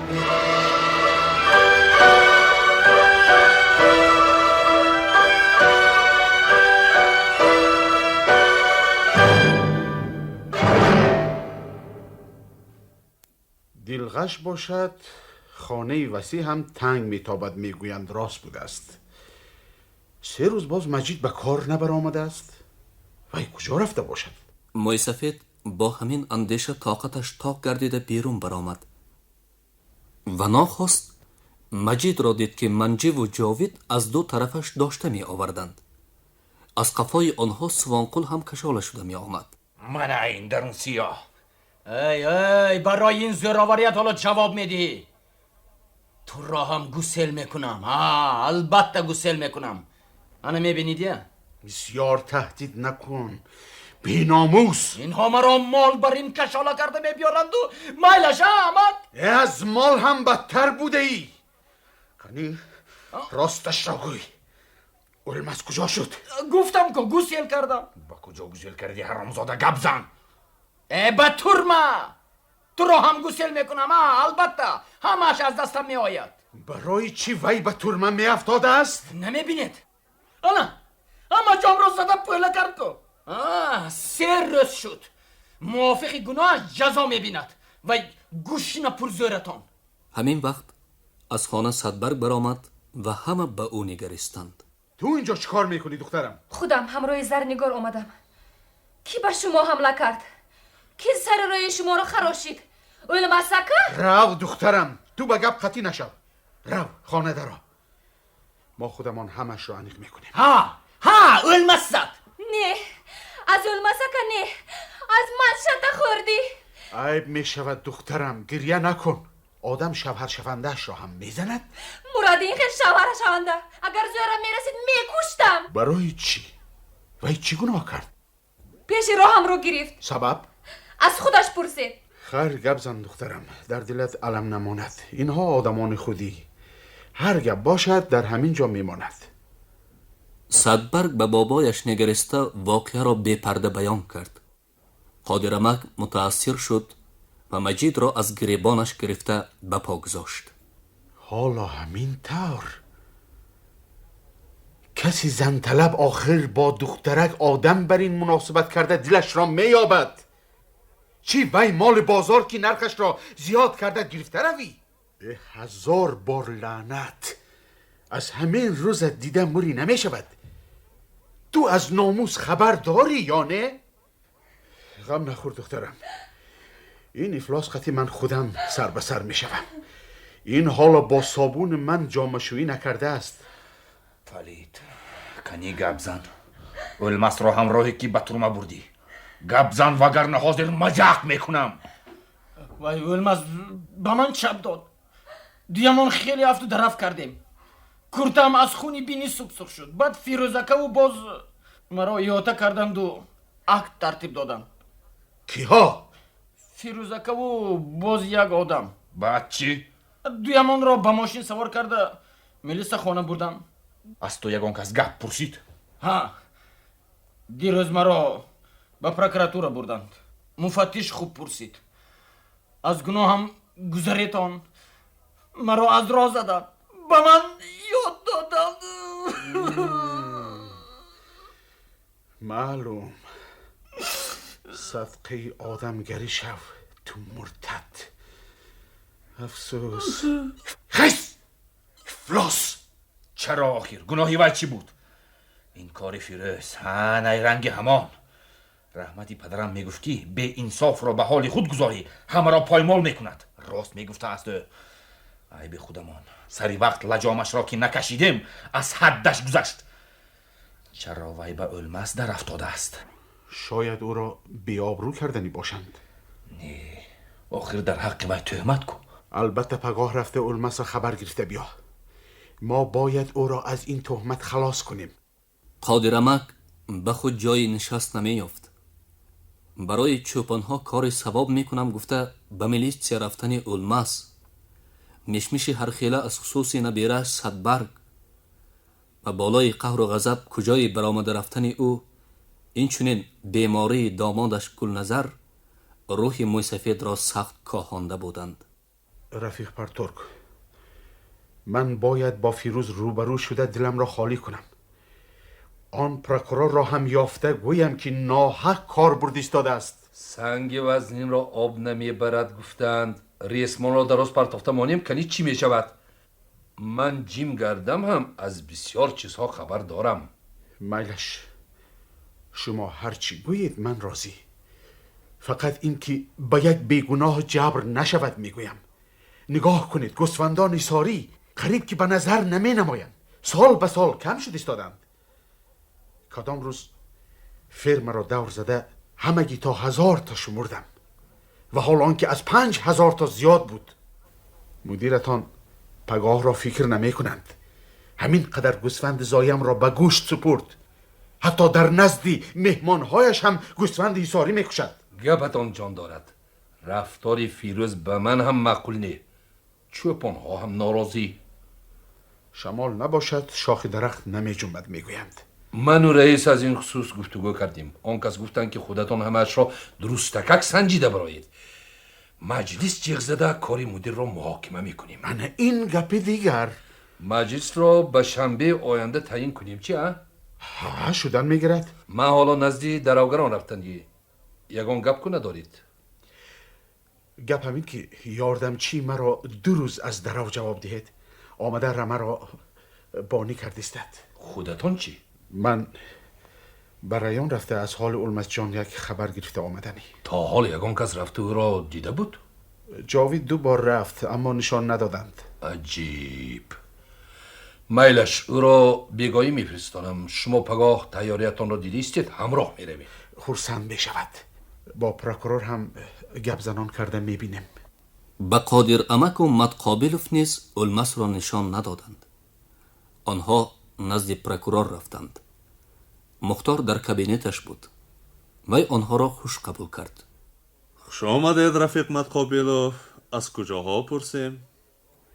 همراه قادر امک یک نزدتان درایم گفتیم. بسیار خوب. شما درستید امک؟ من که درست. چی یگان واقع ناخوش روی داد؟ از کلخاز ما یک کس را به حبس گرفتند. وی که بوده است؟ دوست مراد اولمس. اگر اجازت دید همراه امک رفته او را یک میدیدیم.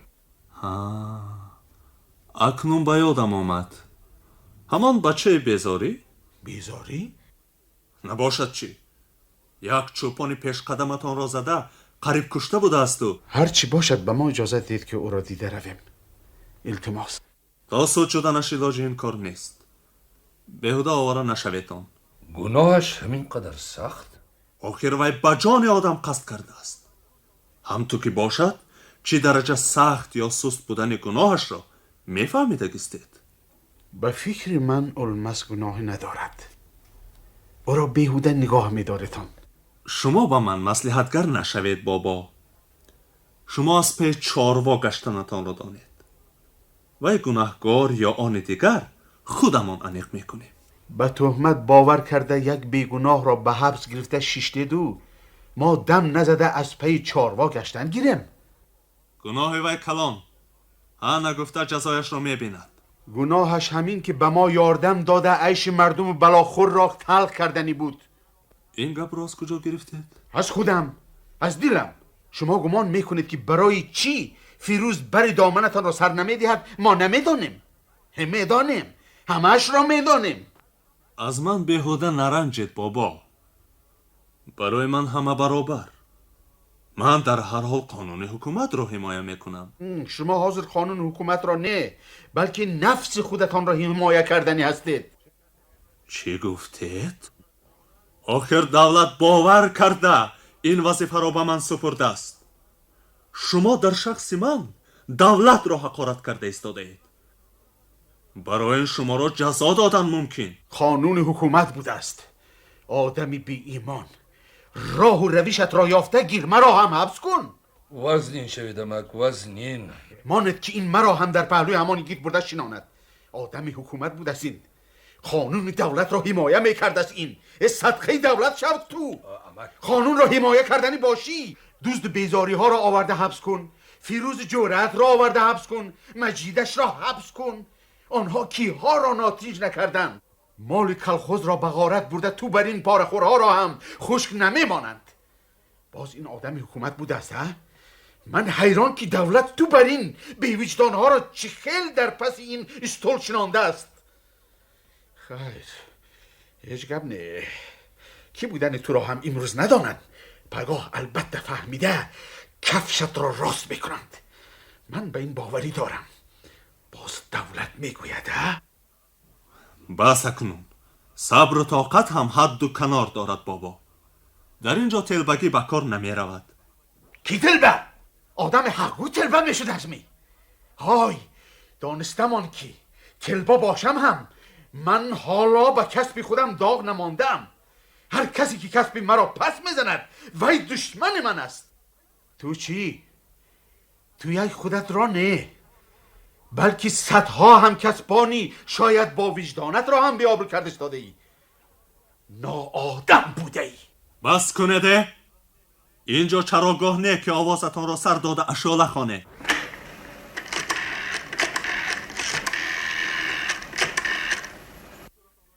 سر دکترتان را یافته؟ گوید که تست به پروکراتورا رسیده بیاید. خفه نشوید مختار آقایش. همه آدم عقلگوی به غرامی تاب و توان ندارند.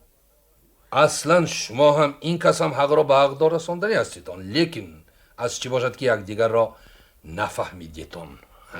گپی بیهوده. این پیرکی عقلش را خورده است. من آن را خودی حاضر به چینی خانه گسیل میکنم. اگر همین خیل کنید مسئله رنگ دیگر میگیرد. وزنی شدن بهتر. به نظرم از این کار کاتب خبر دارد. ممکن خودی شما را جیغ زده اصل واقعه را پرسد. کاتب هم خبر دارد.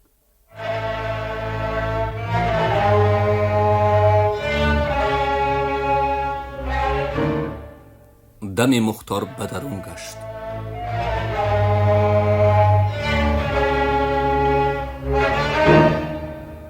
کاغذهای در کاری را گرفتی جاوید؟ گرفتم. بر وقتر بیاییتان پیش از مجلس همدیگر را یک بینیم. بسیار خوب. چوپانها در سودبلاغ ما را انتظار بودند. سوانقول دینه دهنو رفت. از شاهدها 2-3 نفرشان را گرفته تا نصف روز رسیده می بیاید. با شرافتی انا همین موی سفید دریا دیل حیات شیرین است. اما سبب چیست که بعضی ها عیش یک کس نیم کس را تلخ می کنند و از این کردارشان می بلند هم. در تالار اداره مردم بسیاری جمع آمده بودند. اکثریت چوپان و آنهایی که با چارواداری سر و کار دارند. در مجلس کاتبی کلخاز روشن متقابلوف از خصوص آن که برای عملی گرداندن قرارهای حکومت آید به انکشاف چارواداری چه تدبیرها اندیشیده شدند به تفصیل گپ زد. با وجود این به فربه و زیاد کردن سانی گوسفندان اهمیتی جدی داده نمی شود. اگر به رقم‌های 2-3 سال آخر نظر اندازی معلوم می گردد که این ساحه در خواجگیمون روز تا روز پس می رود. 5 سال مقدم کالخاز 22,000 گوسفند داشته است. حالا باشد 17,000. از سبب این در چیست؟ تابستان خاشاک بسیاری ذخیره کردیم گفته. جار می اندازیم و زمستان دست بر بینی می گردیم. پشیمان می شویم. این هنوز یک جهتی مسئله رفیقان. سانی گوسفندان حصاری در بین 2 سال 70% کم شده است. چرا؟ رفیقان من میپرسم که چرا؟ من فکر میکنم که مدیر فرما به این سوال البته جواب میدهد. غیر از این به نظرم بعضی چوپانهایمان باوری کلخاز را سوء استعمال کرده استادند. در بدل 7 ماه یک چند گوسفند را مرد گفته اکت کردند. در فرما آدم حرامخور پیدا شدگی. او را فاش کردن در کار. راست میگوید. رفیقان با نوبت گپ زدید. در این باره هم گفتگو میکنیم. سخن با رئیس کمیسیه تفتیش غفورکه. در مدت 1 هفته فرما را تفتیش کرده برآمدیم. کمبودی از حد زیاد رفیقان. مدیر فرما فیروز سرداروف بی‌پروا و از افتی کار یک طرف دنیا را آب برد هم میجاش هم نمیخورد. در رمه جنی او سرچوپان مجید 15 گوسفند نمیرسد. 4 دیده ایستاده. با گپی خشک خالی کار بود نمیشود. با شما سخن هم برگرد میزنید. حالا جیم شید. گپی من کارم کتی یک. برای خدمت هایم مرا با اردین و مدال ها مکافاتانیدن. تنه نکرده گپ زنید. بس کنه. بس. اما اردن مدال را به سری سینه‌اش آویزده گردد وی به دهانش می آویزد. نموری دمک. در مدت 7 ماه 56 گوسفند با هر خیل سبب ها گم شده است. از همین 30 سرش را برای در سری کار خوراک پختن سردار بریگاده های پختکاری گرفتند. کیها گرفته بودند؟ نامش را هم گویید. سردار همه بریگاده های پختکاری از جمله شما هم 2 گوسفند گرفتگی. این دروغ؟ ما در عرفه ایدی یکمی مای همگی 6 کیلو گوشت گرفته بودیم. غیر از این 10 سر گوسفند را گرگ برد، 12 سرش مرد گفته اکت ترتیب دادند. در رمه مجید 5 گوسفند مرده است. در رمه عابد باشد 3 گوسفند. در رمه حاضر کو؟ حاضر. و از همه عجیبش این که از 26 گوسفند پوستش هم نشانه نمانده است. معلوم شد که این 26 گوسفند را مدیر فرما همان فیروز سرداروف با همدستی جینش مجید و شفیار فرما میرکمال پول کرده به کسهشان زدند. تهمت! تهمت برای این تهمت حالا جوابگر میشوه. اون 26 گوسفند رو از جاوید، منجی و سوانقول بر اینها پرسه. پول کرده به کیسه زده است میگوید ها؟ تبا. خوش گپت تمام شد. رفیقان، فیروز سردارov مرا تهمتچی میگوید. شاید گپش جان داشته باشد. من پیش به چوپانها باور نکرده بودم، زیرا گمان داشتم که وی جوانمرد مهنتی و سرطلب است و ممکن است که از همین جهت در چشم بعضی ها بد نماید. در اصل باشد فیروز آدمی قلب بوده است. نتیجه تفتیش این را ثابت کرد. چوپانها نیز کی بودنی او را با دلیل های فراوان اثبات کردند. رفیقان، من تکلیف دارم که در اینجا چوپانها برآمد کرده گپ زنم. خوش رفیقان، باز کی گپ میزند؟ یک باره 10-12 کس دست برداشتند. در بین آنها فیروز هم بود. از جایش سوانقول میخیزد. نوبت به من رفیق سردار مجلس. اولا اینکه مدیرمان فیروز خیمه و سر لباس پای افضل بر این چیزهای به نام چوپانها گرفتهش را کیها پول کرده به جغلدانش زده است. ثانیاً من پرسیدنی که میر کمال با ماشینش برای فرما یگان کار میکند؟ نه بر پدرتان رحمت. نه البته نه. خوش پس میر کمال چی کار میکند؟ کارش این که دزدی های فیروز را از قلب گوسپندان، پشت و غیره آبولای کرده میگردد. همتان میدانید که پارسال زمستان به سر من چه کلفتی آورد. وقتی که من با مرگ دست به گریبان میشدم، اینها قریب 30 گوسپند مرا دزدیده پس از 10-12 روز دینو رفته فروختند. یا الحضر، داری کس نمی‌آید؟ یا الحضر، اگر درک گوسفندان من نمی برآمد، به این کار آنها باوری من هم نمی آمد. آنها یک مرا نه بلکه منجی را هم غارت کردند. همتونی منجی؟ خیسته گپ زن آخر. یک شب 6 سر گوسفند من گم شد. فیروز تهدید کرد که مرا به سود میدهد. من راستی گپ ترسیده از او یاردم خواستم. مایلش فقط این نیکیم را فراموش نکن.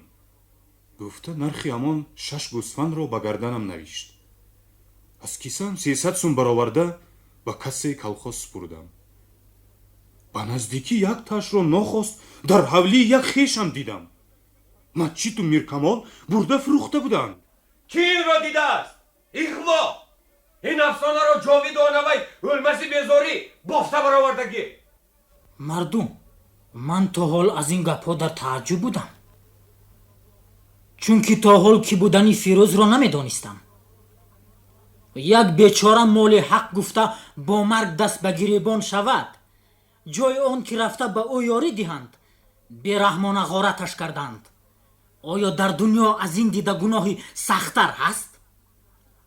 تو یک ذره هم انصاف نداشته ای که فیروز؟ من تو را آدم گفته میگشتم. حیفی تو بر این مدیر. کلی تو مجید، راستش را گوی. پول پشم و گوسفندان فروختت را کجا کردی؟ از گناه هم گذرتون. پول کجا شد میگویم؟ پول فیروزکا ولکا گرفته میدیم گفته از راه زدم. پس تو به غارت چوپان ها سر کردی ها؟ ایلاجت رسد کفنشان را هم دزدیده میبری. هم تو نه؟ میگویند که سگ دیوانه شود صاحبش را میگزد.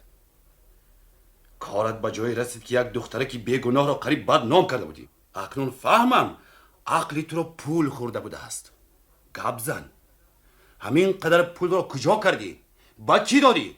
در بدنت ذره آدمیگری مانده باشد برآمده در نزد جماعت گپ زن. یک جامعه کرد هم رای ملا فیروزی تقایش با هم دیدگی زده. اگر نیوی ماشینه رو از گجامه گرفت. من ماشینه رو عرق پیشانی ریخته با پول حلال گرفتگی. این گپی بیمانی رو اول اثبات کردن در کار. نماینده که تا حال در حیرت بود با یک نفرت به او نگریسته گفت باز چه اثبات لازم؟ پس از تنفس مجلس پوشیده‌ای برپا گردید. با یک آواز فیروز را اسیر قاریش کردند. در همین مجلس از خصوص رفتار بی‌زیب پروکورور هم سخن رفت. قرار دادند که در این باره به رایان معلومات نامه نوشته می‌فرستند.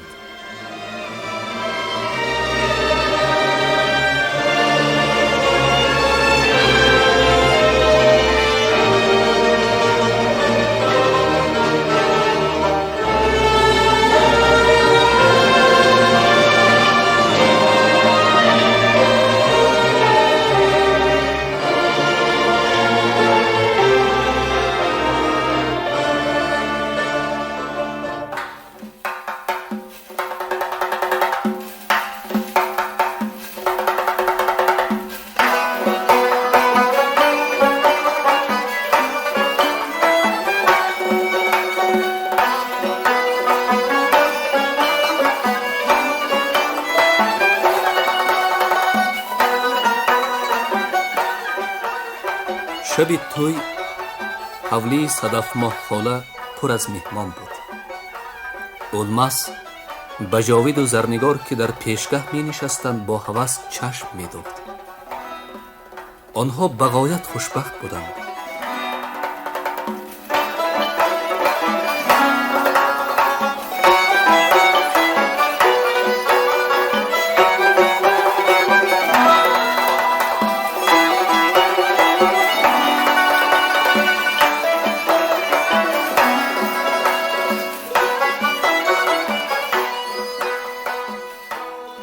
پس از توی دوستش اولماس بیت و سرود و روایت و افسانه های در اینجا نوشته گرفتهش را یک یک به ترتیب آورد.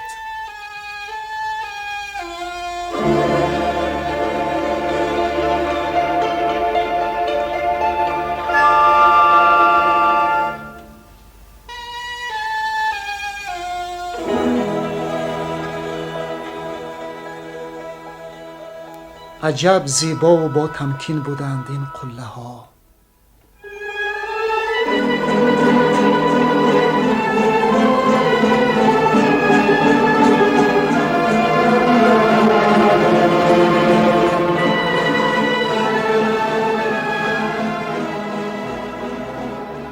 به نظرم قادر امک و جاوید مدقابیل و سوانقل هم قله ها را میمانند. آنها نیز هر کدام یک قله‌اند، سربلند و با تمکینند. می ارزد که در حق آنها داستانی ایجاد کنند. بله، می ارزد و چنین داستان را خودم ایجاد خواهم کرد.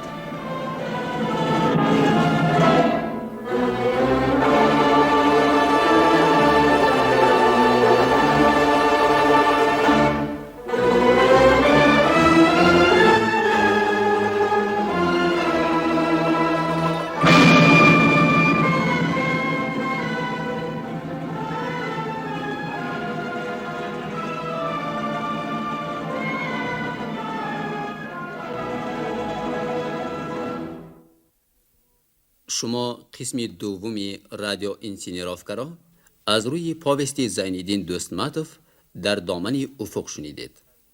ترجمه ستار تورسون. مؤلف اینسینیروفکا عنایت رستمова. در شنوانیدن هنرمندان مردمی جمهوری گرمینج زفقیبیکوف، ناصر حسنوف، عبدالسلام رحیموف، هنرمندان شایسته جمهوری محمود طاهری، عبیدالله رجبوف، حلیمه نصیبولینا، سید مراد مردانوف، هنرمندان رجب حسینوف، سوری سبزالیeva، خرم قاسیموف، مریم تورسونova، محمد حکیم محمد زاهیدوف، فیروز عمروف، عبدالله سیاکوف، شیرالی نغزالیف اشتراک کردند. تهیه‌گر گفتار حلیمه نصیبولینا، منظم آواز معرفت خالقova، برنده عبدواحد میرزا احمدوف. این گفتار سال 1976 بلندی آواز ثبت شده است. انجام گفتار ادبی از سلسله رادیو تئاتر.